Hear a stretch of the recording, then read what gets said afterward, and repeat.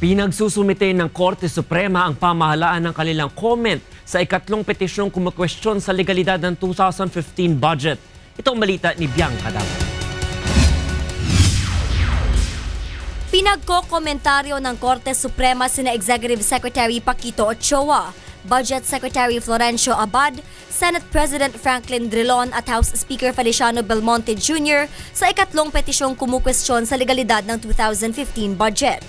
Binibigyan ng 10 araw ng Korte Suprema ang mga respondent upang sagutin ang petisyong inihain ni na dating Biliran Representative Glenn Chiong, taxpayer Manuelito Luna, estudyanteng si Aristarchus Lamarck Luna at Samahang Magbabasura Incorporated.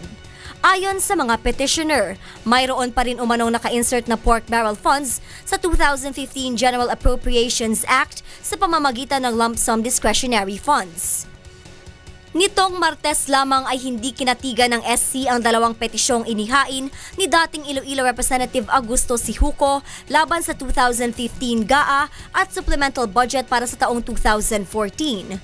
Ayon sa Supreme Court en banc, premature ang petisyon ni Sijuco laban sa 2015 GAA dahil wala itong tinukoy na particular expenditure o anumang hakbang na ekotibo sa paggugol ng pondo.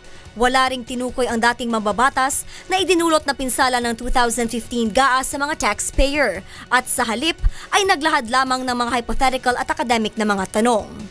Para naman sa kanyang petisyon laban sa supplemental budget, sinabi ng SC na maliban sa pagbanggit ng naging desisyon ng kataas-taasang hukuman sa kaso ng Priority Development Assistance Fund o PDAF at Disbursement Acceleration Program o DAP, hindi naman nakapagbigay ng sapat na batayan si Sijuco upang ideklarang unconstitutional ang supplemental budget.